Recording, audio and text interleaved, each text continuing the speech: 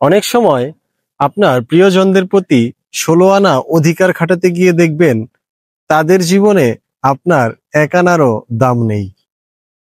সময়ের পরিবর্তনের সাথে সাথে আমাদের আবেগ অনুভূতিরও পরিবর্তন হয়।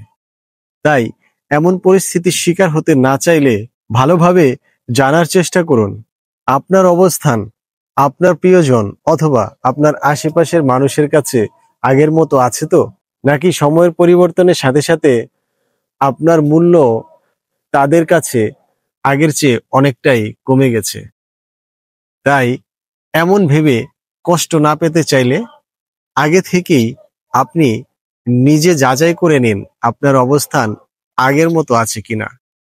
নইলে ১৬ আনা ভেবে ১ আনা পাওয়ার যে যন্ত্রণা সেটা সহ্য করার মতো না।